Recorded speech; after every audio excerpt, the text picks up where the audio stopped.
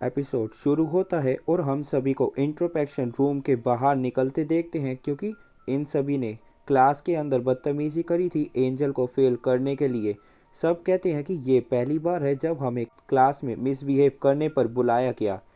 अपने office room में आके ये सभी यूरी से कहते हैं कि अब हम क्या करें। यूरी कहती है तुम सब जो कुछ कर सकते हो करो क्लास के अंदर। हमें ये देखना है कि क्या एंजल हमें अभी भी रोकने आएगी। जब उसे काउंसिल प्रेसिडेंट की पोजीशन से हटा दिया गया, सब चले जाते हैं। यूरी ओतोनाशी को एक फ़ोन देती है इमरजेंसी के लिए। अब सभी क्लास में जाके जो मन करे वो करते हैं और वेट करते हैं कि क्या एंजल इन्हें रोकने आएगी। पर तभी वहाँ नया वाइस प्रेसिडेंट नाओई आ जाता है और उसे देखकर सभी भाग जाते हैं। पर नोडा को नहीं जाता और लड़ने लगता है। सभी उसे ले जाते हैं। सीन चेंज होता है। यूरी देखती है कि नाओई एक एनपीसी को मार रहा होता है। ओतोनाशी एंजल से बात करने की कोशिश करता है और एंजल को मार्वो टोफू खाने जाने को कहता है। एंजल खड़ी होती है और जाने को कहती है। दोनों साथ मार्वो टोफू खा रहे होते हैं और तभी एंजल देखती है कि वहाँ नाओई आ जाता है और एंजल और ओतोनाशी से कहता है कि ये कौन सा टाइम है खाना खाने का। और एंजल बोलती है कि मैं भूल गई थी और ओतोनाशी हैरान होता है कि एंजल सच में भूल गई थी। नाओई सभी को बंद कर देता है एक लॉकअप में। एंजल कहती है वो बहुत थक गई है और सोने जा रही है और सो जाती है। ओतोनाशी को बस की साउंड आती है। यूरी कहती है कि नाओई एक एनपीसी नहीं है, वो हमारी तरह एक ह्यूमन है जिसकी सोल है। नाओई सभी से छिपकर एनपीसीज को मारता है ताकि वो डिसअपियर ना हो जाए और कहता है कि नाओई बहुत बुरा है और जानता है कि हम सब नॉर्मल ह्यूमंस हैं। और ओतोनाशी देखता है कि फ़ोन में से फायरिंग की साउंड आ रही है और कहती है कि एंजल को हमारे पास ले आओ, सिर्फ एंजल हमारी हेल्प कर सकती है। और कॉल कट हो जाती है। ओतोनाशी एंजल को उठाता है और कहता है कि उसके दोस्त खतरे में हैं। एंजल खड़ी होती है और अपने वेपन निकालती है। एंजल गेट ओपन करने की कोशिश करती है पर कुछ नहीं होता। ओतोनाशी हैरान होता है। एंजल कहती है कि उसने ये वेपन वैसे भी किसी को नुकसान पहुंचाने के लिए नहीं बनाए, बस अपने सेल्फ डिफेंस के लिए बनाए हैं। एंजल अपने वेपन की दूसरी फॉर्म ट्राई करती है पर उनसे भी कुछ नहीं होता। ओतोनाशी एंजल से बात करता है और इनकी बातों के बीच हमें पता चलता है कि जो भी एंजल के साथ स्कूल लाइफ जीता है वो डिसअपियर हो जाता है। और ओतोनाशी सोचता है कि इसीलिए एंजल अकेली रहती है। एंजल बाकी के वर्जन दिखाती है। ओतोनाशी को एक आइडिया आता है और एंजल वैसा ही करती है। एंजल अपने वेपन को गेट में फंसा देती है और उसको वर्जन 4 में चेंज कर देती है, जिससे गेट ओपन हो जाता है और दोनों निकल जाते हैं। ओतोनाशी बाहर आके देखता है कि नाओई ने सभी को बुरी तरह मारा है। ओतोनाशी हिनाडा के पास जाता है और उससे बात करता है। नाओई कहता है कि तुम सबकी मेमोरीज रीज़न है तुम्हारी सफरिंग का, मैं इस दुनिया का गॉड बनूंगा। और जाके यूरी को उठाता है और बोलता है कि मैंने हिप्नोसिस सीखा है। और नाओई यूरी को एक कभी ना ख़त्म होने वाले ड्रीम में भेजने लगता है क्योंकि नाओई इस दुनिया में किसी को मार नहीं सकता। तभी ओतोनाशी नाओई को मारता है और कहता है कि हम सबकी लाइफ इम्पोर्टेंट है, हमारी मेमोरीज असली हैं, हमारी मेमोरीज हमें हिम्मत देती हैं लाइफ में स्ट्रगल करने का। और अब हम नाओई की बैक स्टोरी देखते हैं जिसमें वो कहता है कि हम दो भाई थे पर मेरा भाई बहुत समझदार था और उसे प्रेज मिलता था सबसे और मैं हमेशा अकेले रूम में खेलता था। और एक दिन ये दोनों पेड़ पर से गिर गए और नाओई का ब्रदर मारा गया और नाओई ने अपने भाई की जगह ले ली क्योंकि दोनों एक जैसे दिखते थे। पर नाओई अपने भाई की मेहनत भरी ज़िंदगी नहीं झेल पाया और ये कॉम्पिटिशन भी हार जाता है। और अब नाओई के फादर की तबीयत भी ख़राब हो जाती है। ओतोनाशी कहता है कि तुम हो जिसने स्ट्रगल किया और उसका सबूत है कि तुम इस दुनिया में हो, ना कि तुम्हारा ब्रदर। और नाओई को याद आता है कि उसके फादर उसकी भी चिंता करते थे, ना कि अकेले उसके ब्रदर की। और एपिसोड यहाँ एंड हो जाता है। एपिसोड शुरू होता है, हर कोई कुछ भी कर रहा होता है। हिनाता नाओई से बोलता है कि ये जगह एलिमेंट्री स्कूल से कम नहीं और नाओई को उल्टा सीधा बोलता है।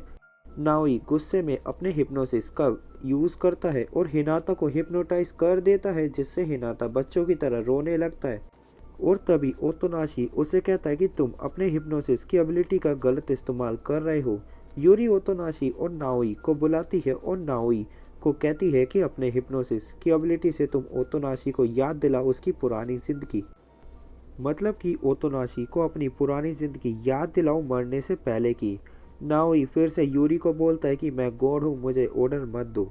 नाओई शुरू करता है और स्क्रीन ब्लैंक हो जाती है। अब हम एक लड़के को देखते हैं जिसका नेम है उजुरु ओतोनाशी और सामने उसकी बहन है जिसे कैंसर है और हॉस्पिटलाइज है 2 सालों से। दोनों बातें करते हैं और ओतोनाशी उसे एक गिफ्ट देता है जिसमें एक मांगा मैगजीन होती है। फिर हम ओतोनाशी की लाइफ देखते हैं और ये भी कि वो अपनी लाइफ से ज़्यादा खुश नहीं है और कहता है कि चाहे कुछ भी हो मैं रोज़ अपनी बहन से मिलने जाऊंगा और इसके लिए मांगा मैगजीन खरीदूंगा और बोलता है कि मुझे बस उसका ये थैंक यू बोलना पसंद है। Thank you bro. और कहता है शायद उसकी बहन के पास रीज़न हो जीने का, क्योंकि मेरे पास कोई रीज़न नहीं है और ना ही कोई होप है जीने की। अब टाइम आता है सर्दियों का और बताता है कि वो अपनी बहन को बाहर लेके जाएगा घुमाने, पर यह भी कि उसकी बहन की हालत हर दिन और बदतर होती जा रही है। पर ओतोनाशी को परमिशन नहीं मिलती कि वो अपनी बहन को बाहर लेके जा सके। पर ओतोनाशी चुपके से अपनी बहन को निकलवा लेता है और लेके जाता है बाहर घुमाने और रास्ते में चलता हुआ सोच रहा होता है और हम समझ जाते हैं कि उसकी बहन अब नहीं रही और कहता है कि मैं अपनी ज़िंदगी दूसरों को दे दूंगा, बस दूसरों की हेल्प करूंगा और ये सब करूंगा सिर्फ उस एक थैंक यू के लिए जो लोग बदले में मुझे बोलेंगे। और बस इसके बाद ओतोनाशी लग जाता है पागलों की तरह पढ़ने और मेडिकल लाइन की पढ़ाई करता है और ओतोनाशी ट्रेन से जा रहा होता है क्योंकि उसका एग्ज़ाम है जिसकी ये पढ़ाई कर रहा है। पर तभी एक आवाज़ आती है और ये देखकर हम समझ जाते हैं कि ओतोनाशी यहाँ मारा गया। स्टोरी वापस प्रेजेंट टाइम में आती है। ओतोनाशी कहता है कि मुझे अकेला रहना है, जिसके थोड़े टाइम बाद ओतोनाशी यूरी से बात करता है।